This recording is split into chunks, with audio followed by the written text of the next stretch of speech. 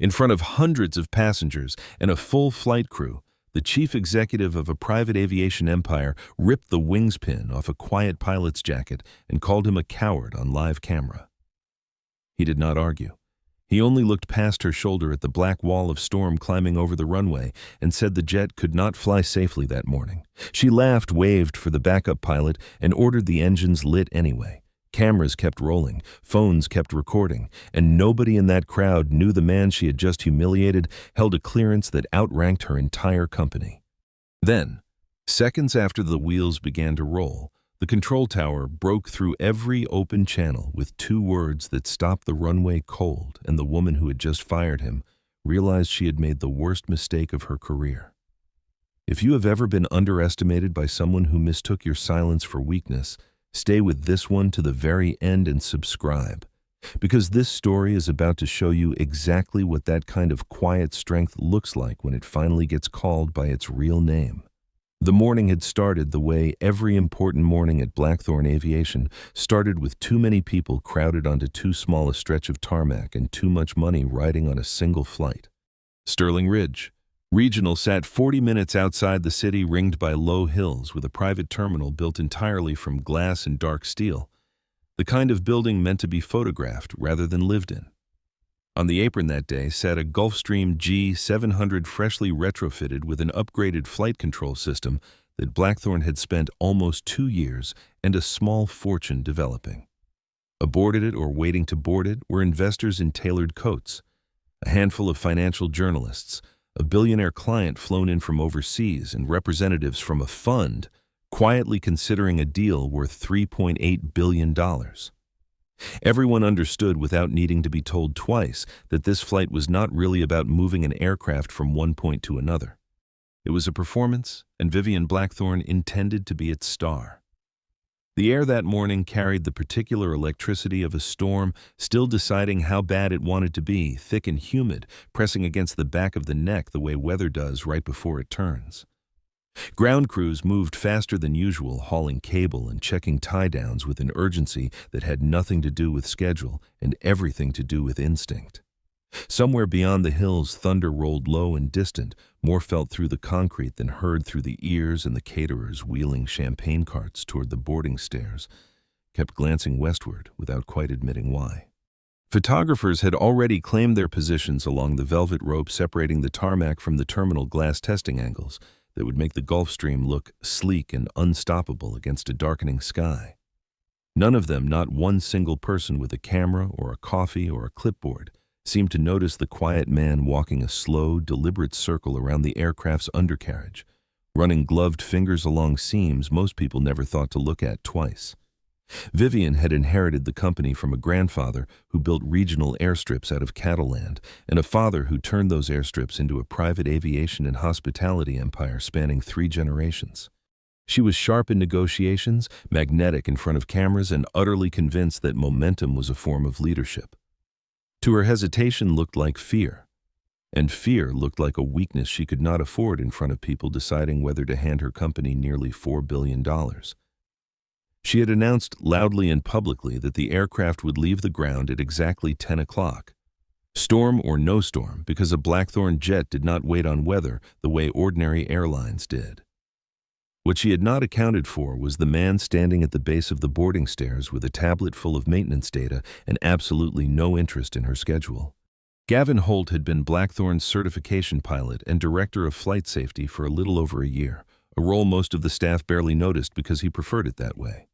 He was 42, quiet in meetings, careful with his words, dressed that morning in the same plain Navy uniform he wore every other day. No different from any other working pilot on the ramp. Nothing about his file, at least the civilian version everyone had access to, suggested he was anything more than a former Air Force test pilot who had transitioned into private aviation after his wife passed away, choosing steady civilian work so he could raise his teenage daughter close to home. The parts of his record that mattered most were sealed under a classified program invisible to Vivian, invisible to Sterling, invisible to almost everyone standing on that tarmac. All they saw was a soft-spoken man with a checklist standing in the way of a $3.8 billion morning. During his final walk-around, Gavin found 3 things he did not like. The left hydraulic pressure gauge was drifting outside its normal range in small, inconsistent pulses. The aileron trim responded a half-second slower than it should have on manual test, a delay so small most technicians would have shrugged past it. And one sensor buried deep in the wing root was reporting numbers that did not match the maintenance log filed only 2 days earlier. Individually, any one of those things might have been an easy fix or an easy excuse. Together, in a storm system, building visibly to the west, they were something Gavin refused to sign off on, no matter how many people were waiting behind him with boarding passes in hand. Sterling Wexler, the company's chief operating officer, met him at the base of the stairs before he could even finish his report. Sterling was 51, silver-templed, dressed in the kind of suit that photographed well from every angle, and he had built his entire career on sounding reasonable while pushing people toward decisions that were not. He told Gavin the sensor reading was almost certainly a calibration glitch, nothing that would ground a properly maintained aircraft, and reminded him gently but pointedly that delaying the flight could cost the company billions in lost confidence. Gavin listened to every word, then repeated without raising his voice that he would not release the aircraft in its current condition. Sterling's jaw tightened in a way that told anyone paying close attention this was not really about the weather at all, though nobody on that ramp was paying that kind of attention yet. Within minutes, Vivian was striding across the tarmac with a small cluster of reporters trailing behind her, already deciding how she was going to turn one pilot's caution into a lesson for everyone watching. She stopped directly in front of him, closer than necessary angled, so the cameras behind her could catch both their faces at once, and in a voice pitched to carry across the whole apron, she demanded to know why a pilot earning a 6-figure salary was suddenly afraid of an ordinary summer storm. Gavin answered as calmly as he had answered Sterling, explaining that the danger was not the storm alone, but the combination of unstable hydraulic pressure and low-altitude wind shear, a mix that could strip a compromised aircraft of controllability in the first critical seconds after takeoff.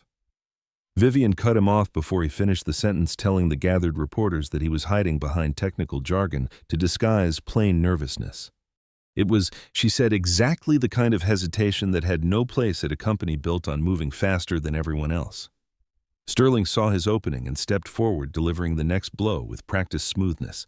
He told the crowd that Gavin had left military service to raise a daughter alone after his wife died, framing the choice not as sacrifice, but as evidence that the edge required of a fighter pilot had long since dulled into caution, better suited to a school pickup line than a cockpit. A few uncomfortable laughs rippled through the reporters, quickly silenced by Vivian's raised hand as she declared that Blackthorn Aviation needed people who moved forward, not men who spent every flight thinking only about getting home safely. Gavin's expression didn't change, though. Something behind his eyes went very still.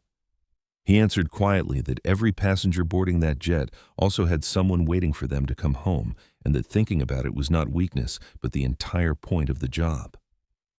The line landed harder than he intended, and Vivian's composure cracked into something colder. She reached out and tore the pilot's wings from his jacket in one sharp motion, the small metal pin clattering somewhere near her heel, and announced in front of everyone that Gavin Holt was terminated effective, immediately replaced by backup pilot Derek Sloan. Several onlookers lifted their phones higher to capture the moment, and a scattered few actually applauded as Derek jogged forward, grinning, clearly thrilled at the sudden promotion he had not expected that morning. Gavin bent down, picked up the pin without a word, and set his tablet of inspection data on a nearby cart, repeating one final time that the aircraft was not safe to fly in its current state. Vivian did not look at him again. She turned toward the stairs, already composing in her head the story she would tell investors about decisiveness, about cutting away dead weight, about a company that didn't let one man's fear slow it down. Behind her, unnoticed by almost everyone, Sterling leaned toward a technician near the maintenance terminal and murmured an instruction that would erase every warning Gavin had just logged from the aircraft's active display. Gavin stepped back behind the security barrier, hands in his pockets, watching without protest as the Gulfstream began its slow taxi away from the gate. He had no interest in a physical confrontation, no interest in shouting, no interest in giving Vivian another clip for the cameras. Derek radioed the tower, requesting clearance to move toward the active runway, his voice bright with the kind of confidence that came from being handed something he had wanted for a very long time. In the tower itself, ground controller Caleb Hart pulled up the flight authorization for the retrofitted aircraft and frowned at what he found on his screen. The paperwork for the new control configuration listed exactly one certified command pilot cleared to fly it, and the name typed into that field was not Derek Sloan. The identifier glowing on Caleb's console read simply, Viper 1, Gavin Everett. Holt attached to a federal test clearance Caleb had only ever seen used twice before in his 15 years running that tower. He keyed his radio and asked flatly whether Viper 1 was currently in the cockpit of the aircraft requesting the runway. Vivian, standing near the terminal with a radio handset, someone had passed her, snapped back that Gavin Holt had just been terminated and that Derek Sloan was now the acting captain of record. Caleb's response came without hesitation, explaining that a company's internal personnel decision did not override an authorization written into federal safety clearance and that no substitution had been filed for that specific test configuration. He repeated the call again, louder this time, letting it carry across every open frequency near the runway and every speaker mounted along the ramp. Viper 1, confirm position. The words rolled out across the tarmac like something dropped from a height, and every technician, every reporter, every investor still lingering near the terminal turned toward the sound of it at once. Gavin lifted a handset from a nearby ground crew radio and answered simply that he was standing outside the aircraft on the ramp, exactly where he had been left. Caleb ordered the Gulfstream to halt its engines immediately, stating without room for negotiation that only Viper 1 held the authority to approve or cancel that particular test flight. The small crowd that had been laughing at Gavin only minutes earlier fell into a silence heavier than anything Vivian had managed to produce with her own announcement. She turned toward him confused and suddenly uncertain and asked what exactly he had done to earn a designation like that. He answered simply that it was the job she had just fired him from. The days that followed peeled back a version of Gavin Holt that almost nobody at Blackthorn Aviation had ever known existed. Long before he wore a company uniform, he had commanded a unit called Viper Flight, a small, closely guarded team tasked with testing aircraft after major control system upgrades, deliberately simulating catastrophic failures, and building the emergency procedures that later saved other pilots' lives in situations nobody wanted to imagine. None of it had ever reached the public, not because it was shameful, but because most of it remained classified under programs that did not exist on paper for people without the proper clearance.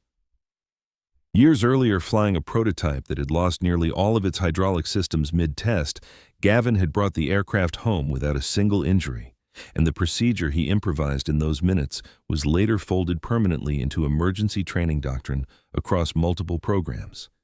He had not left the military because he lost his edge.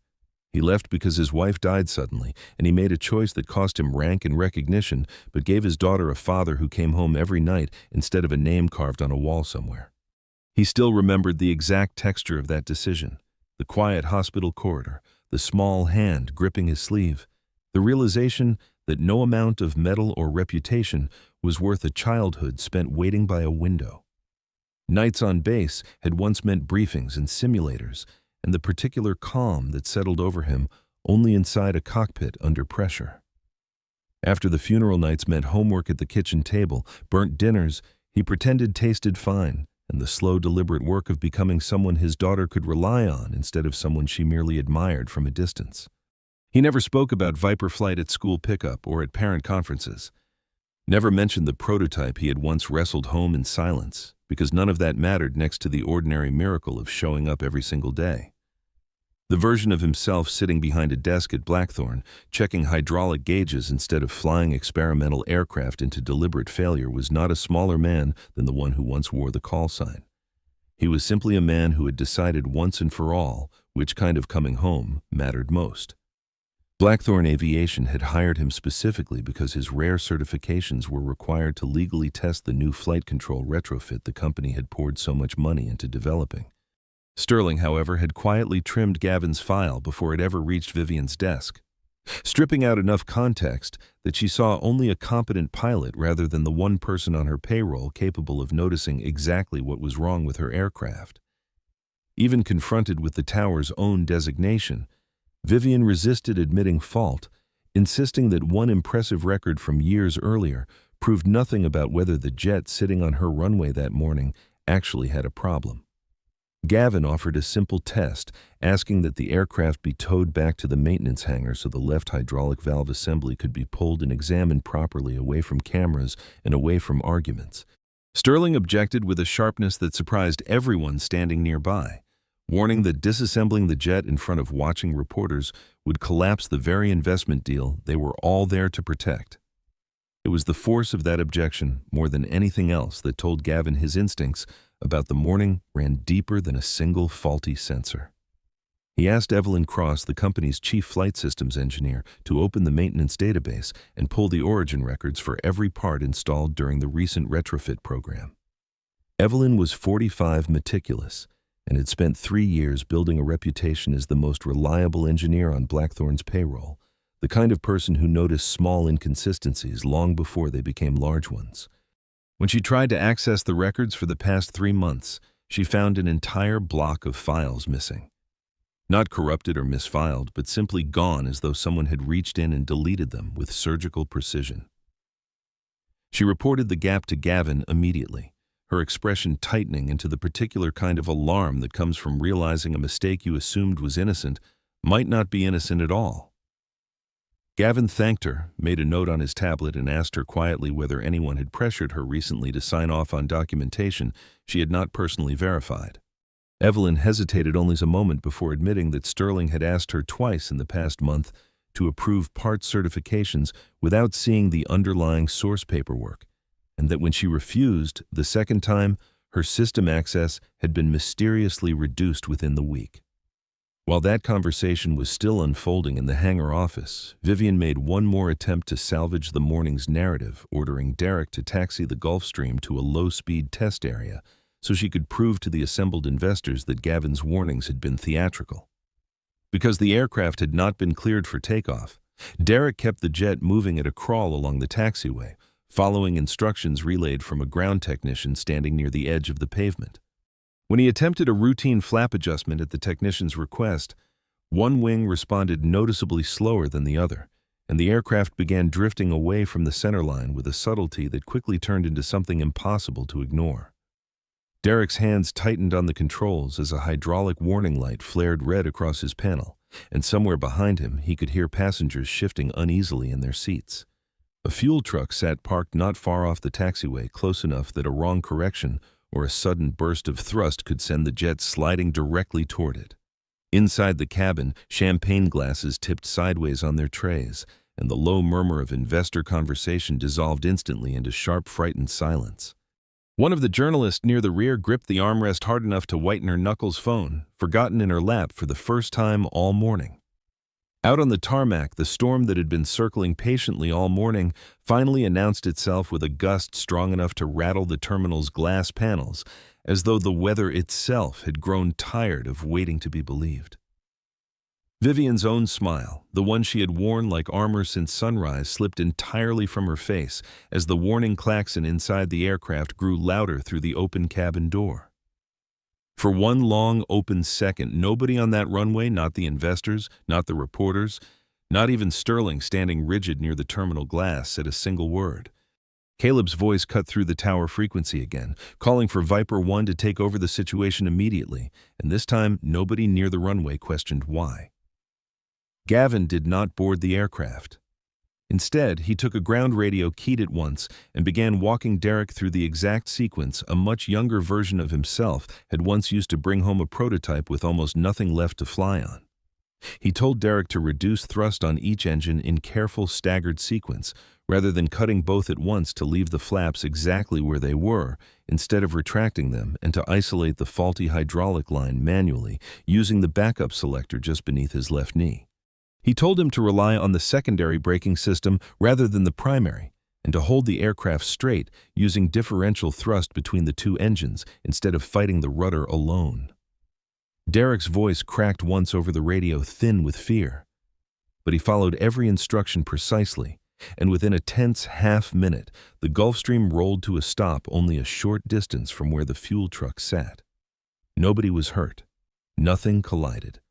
But every investor, every reporter, and every technician standing near that runway had just watched in real time the exact failure Gavin described hours earlier play out precisely the way he predicted it would. Vivian stood frozen as the maintenance alarm continued sounding somewhere behind her, her carefully rehearsed morning collapsing in front of the very cameras she had invited to capture her triumph.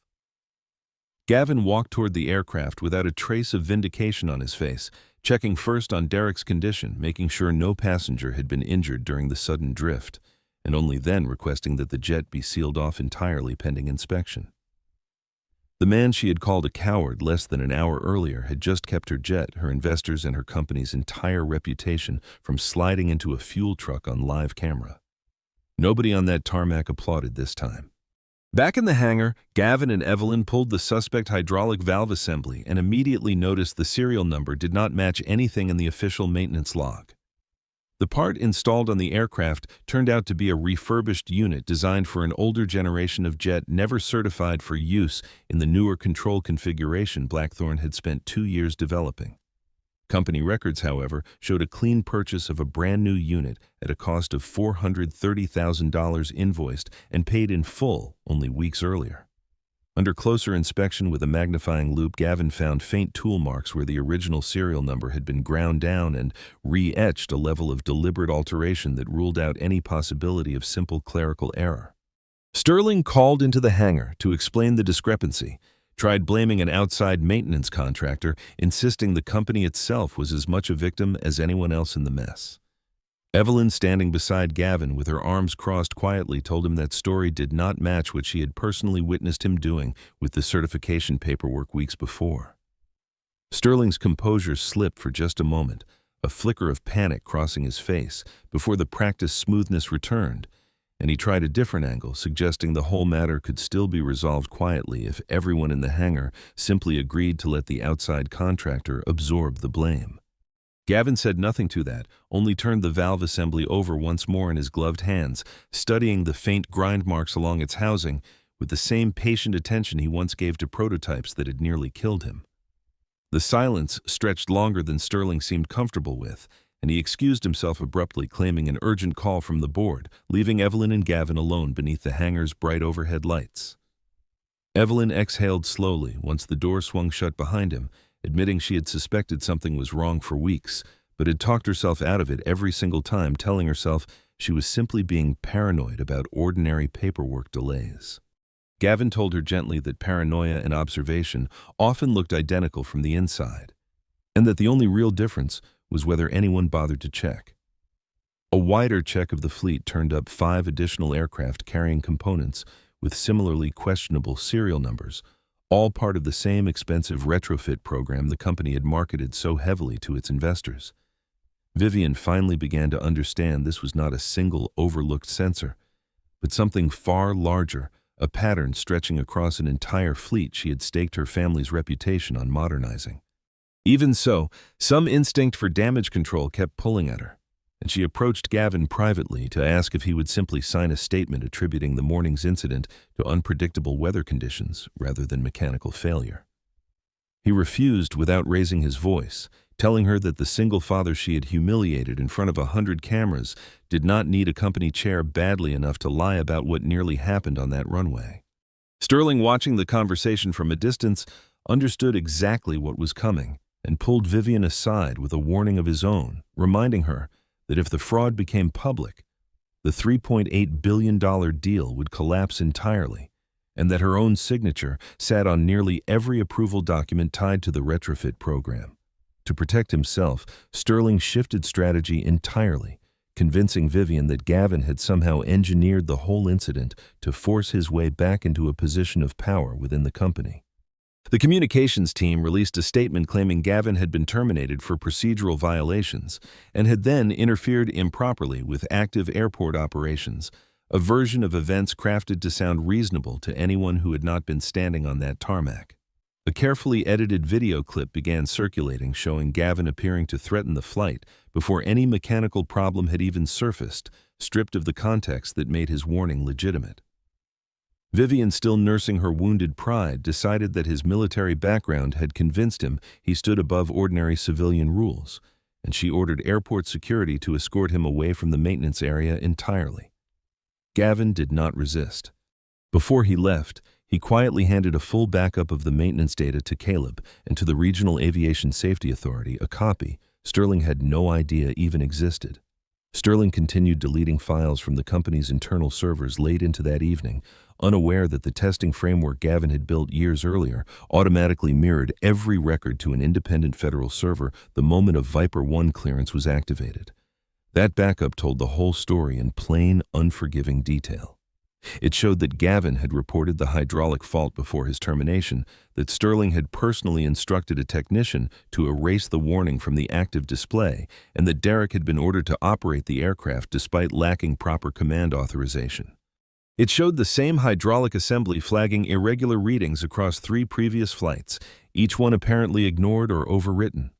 And it showed a digital signature belonging to Gavin used to approve a part certification on a day when flight logs proved he had been thousands of miles away on a training assignment.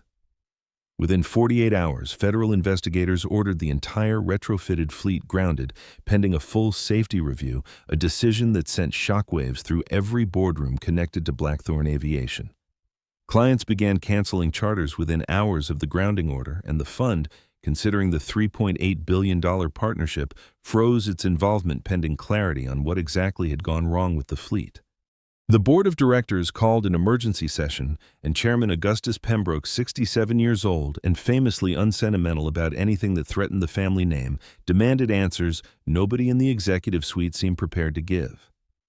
The very statements Sterling had crafted to paint Gavin as a saboteur ended up drawing federal investigators' attention directly to the records the company had been trying so hard to bury. Gavin was invited back to Blackthorn's headquarters, not as an employee, but as a witness called to testify before a board that had spent less than a week earlier applauding his public humiliation. Vivian sat at the center of the boardroom table that morning, and for the first time in longer than she could remember, she could not control what was about to be said in that room. Sterling opened by insisting Gavin had deliberately delayed the flight to extort a raise and a larger role within the company, a claim delivered with the same practiced confidence that had worked on Vivian so many times before. Gavin did not argue emotionally.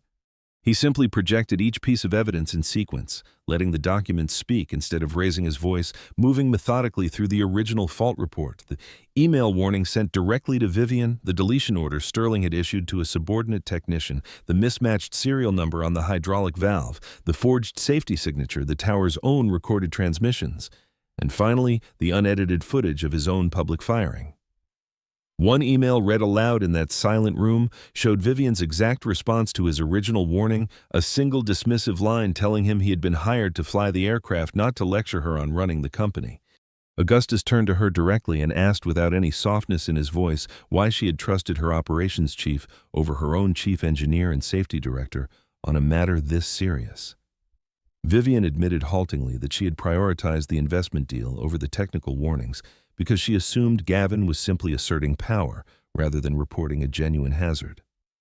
Evelyn confirmed under questioning that Sterling had repeatedly pressured her engineering team into approving parts whose origins she could never fully verify.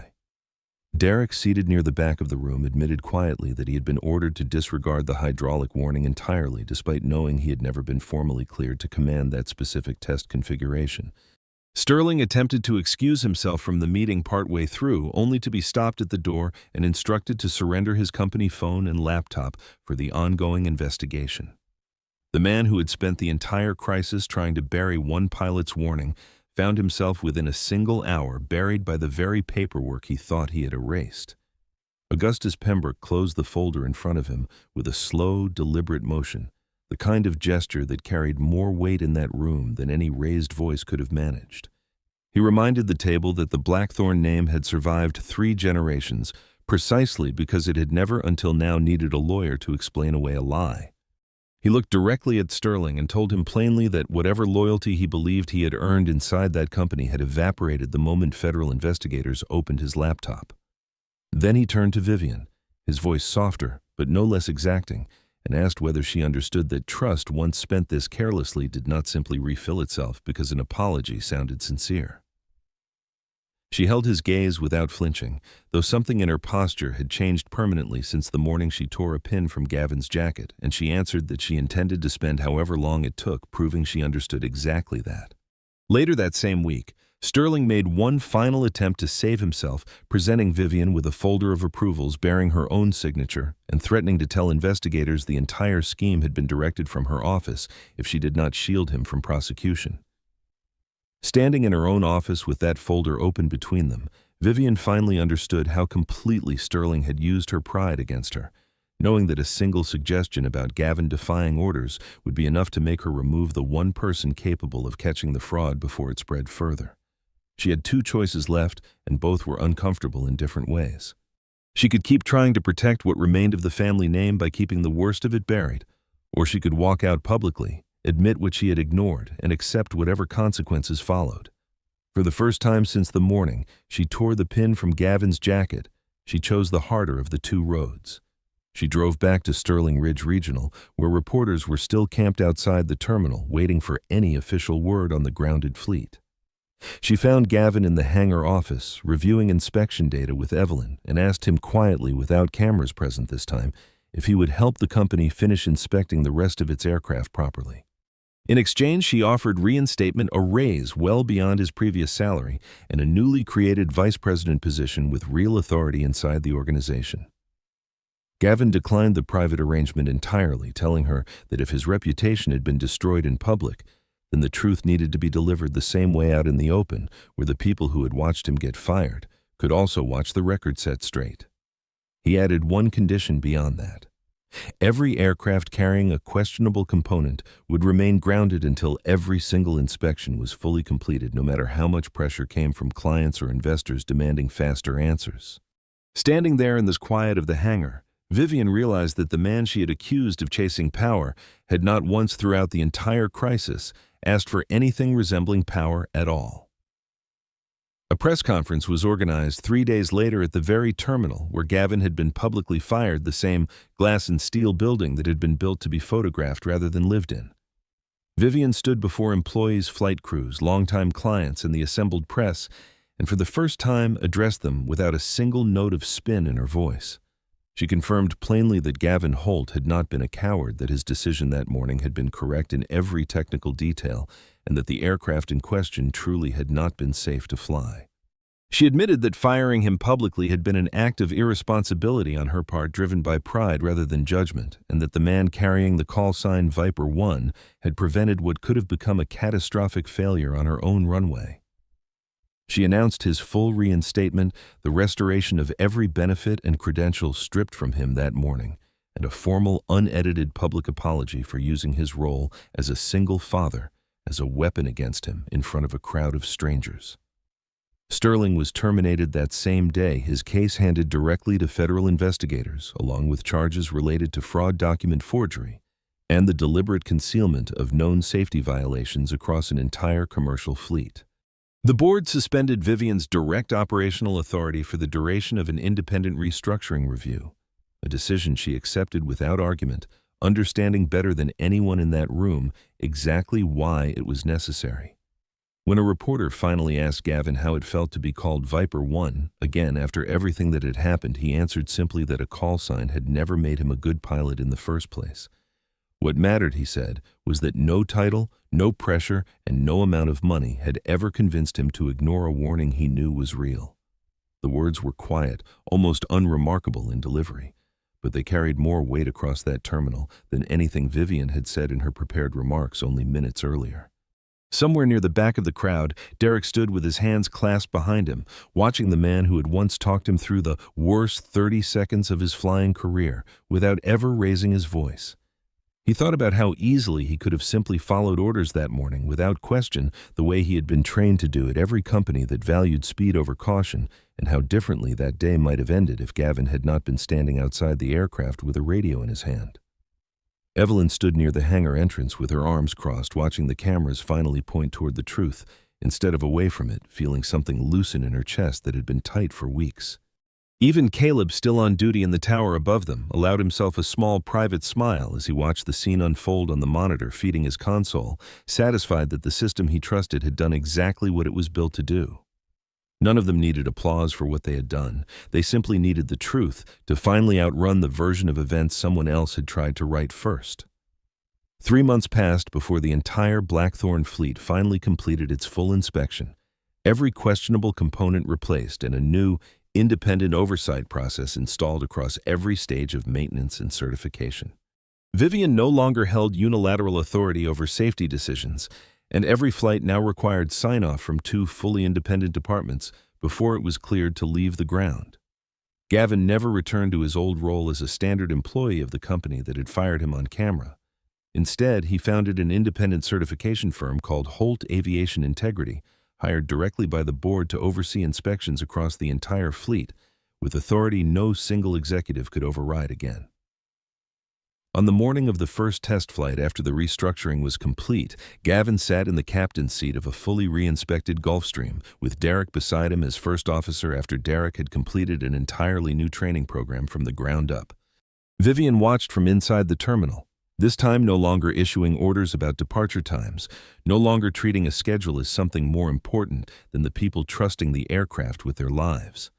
The tower's voice came through clean and steady over the radio, informing them the runway was clear and ready. Gavin looked over his instruments one final time, checked every reading against what he already knew in his hands, and answered simply that Viper 1 confirmed the aircraft was safe to fly. The jet lifted smoothly into a clear, storm-free sky, climbing away from the same runway where he had once stood on the ground and watched his own warning proven true. Back inside the hangar office, he now used as his own the small metal wings pin. Vivian had torn from his jacket that morning, sat framed on the corner of his desk, beside a photograph of his daughter and a folded record of service most people would never see in full. Beneath the pin, in simple, unassuming handwriting, was a single line that summed up everything the morning on that runway had ultimately proven true. Bringing everyone home safely was always the real victory, long before anyone in that boardroom understood what the words Viper 1 had actually meant. Sometimes, late in the evening, after the hangar had emptied and the last of the ground crews had gone home, Gavin sat alone at that desk and let himself remember the exact sound of the pin clattering against the tarmac, the exact pitch of the crowd's laughter before it turned to silence. He didn't carry the memory with bitterness anymore.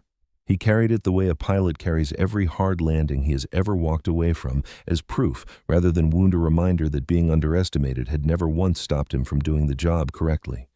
His daughter called most evenings around this same hour, her voice bright and unhurried on the other end of the line, asking about his day, the way she always had, never once needing to know the details of what a call sign like Viper 1 truly meant to understand that her father had done something right. He would tell her simply that it had been a good day, that everyone had gotten where they needed to go safely, and that was always, in the end, the only headline that mattered to him. Outside the hangar window, the runway lights blinked steadily against the darkening sky, patient and unbothered, exactly the way Gavin Holt had always preferred to live his life. If this story stayed with you, do two quick things before you go. Subscribe so the next one finds you.